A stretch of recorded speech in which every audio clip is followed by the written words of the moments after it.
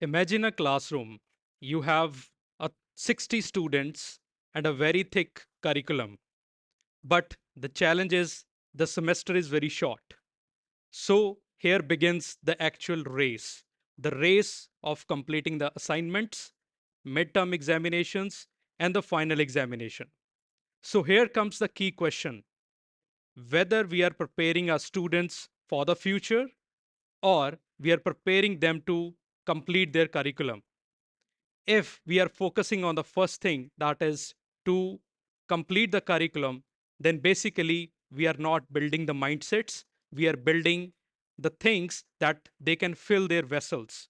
So basically we are motivating them, we are providing them an environment where they can have a race of filling the vessel but not building the mindsets. We can see there are lot many frameworks, policies, but still we can't see the transformation, because transformation will not happen due to the number of policies, but it will come when we will have a pedagogy shift. So how that pedagogy shift is required, when we stop filling the vessels and start building the mindsets. Now, the problem is new policies keep on coming, but there is still a gap in the classrooms, that there is no discussion on creativity, curiosity, negotiation, problem solving, and these all skills came under 21st century skills. So our current system is just like a conveyor belt experience for our students. That a one teacher is coming, we are creating a notes, and then another teacher is coming. So basically, we are creating a information delivery system. And the semester reality is, first we have the introduction to chapters, then we give the assignments, and then comes the midterm examination and the final examination, wherein in this case teachers are feeling pressured, students are feeling overloaded, and the learning, which is the actual thing, is becoming a transactional.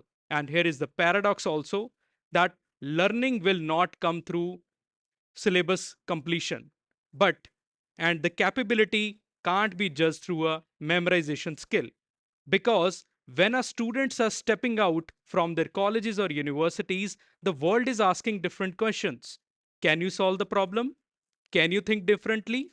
Can you learn continuously? And these things will come as a mindset outcomes, but not the conveyor belt experience that we are giving. So the flip is required, the shift is required, that we don't have to finish the syllabus, we have to build the mindsets, we have to focus on creativity, we have to tell them that buying a coriander and green chili as a free of cost from a vegetable vendor is not a bad thing. It comes under your negotiation skills, whether you can or you cannot. So we have to see a new classroom vision where students are becoming active learners. We are replacing our lectures with the exploratory work that we are giving to them. And instead of the textbook problems, they are facing the real life challenges and they are actually solving it.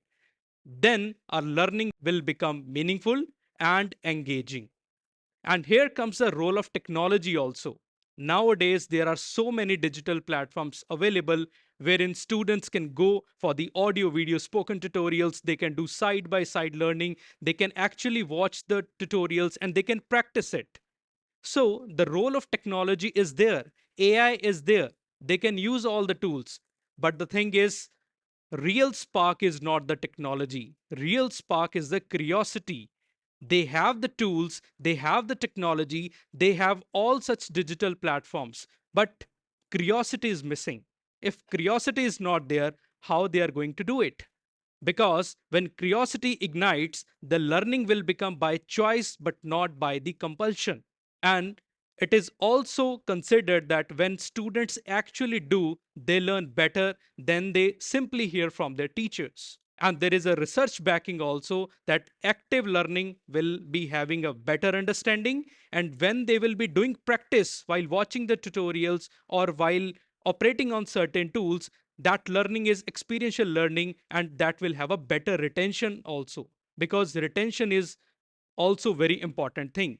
And by doing all these things, our learners will become motivated learners or self directed learners. But here comes the big concern from the educators also.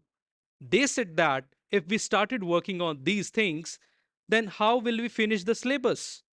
But the thing is, when we are changing the learning habits, the speed is increasing, the engagement is increasing, and trust me, students will be able to complete their curriculum faster than before. Because the problem was never the curriculum, the problem was engagement. Because we are not able to engage with the learners, with the students. And I remember one example. I was sitting with the principal of one engineering college. He said, group of students, 5 to 6 students, came to me and they asked me a question. And till date, I don't have any answer. They asked me, give us 3 reasons why we should attend our next 45-minute class. And those reasons should not be attendance. We need a reasons apart from the attendance why we should attend the classroom.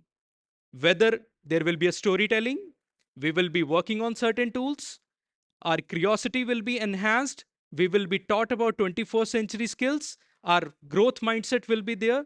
So what will be there apart from the attendance in my next class? So when engagement rises, learning accelerates. And I'll also quote one example here. We always say that you must have growth mindset, and we always say we have to make a shift in the mindset. But how it can be done? My 5-year-old daughter, her vaccination was due.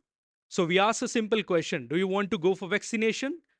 Undoubtedly, she said no, because there were only two options: yes or no. Now we made a flip. We asked her a different question and we gave the two options only. The first option is, we have a doctor, he's having a thick needle and a big needle, pain will be there. And we also have another doctor, he has a thin needle, very small needle, and it will be painless. So, what is your choice? Undoubtedly, she said, doctor with a small needle. Now, one thing is clear in her head: vaccination will happen. But now she has a different kind of mindset, what kind of needle she is going to be with. So this is not a very big challenge we are solving, but here comes the real transformation will start happening in the classroom when we start focusing on these skills. Then we don't have to worry about the compliance. There are so many accreditations, there are so many policies and frameworks. We don't have to worry about it. We have to worry about the curiosity. When we don't have to worry about the memorization, we have to worry about the thinking process of our students. And we will not go for a passive learning, there will be exploratory work. In this case, what we will be actually doing, we are creating not just the degree holders, we are creating thinkers, we are creating creators, and we are also creating problem solvers. And they will be living in 21st century by equipping all these 21st century skills. And where this change is required, the change is required in the classroom, where we don't speak about the policies, we speak about the pedagogy shift. And this comes my final statement, that this is the silent transformation that education truly needs and classroom truly needs. And we have to make a shift from conveyor delivery experience to making the classrooms creative. Thank you so much.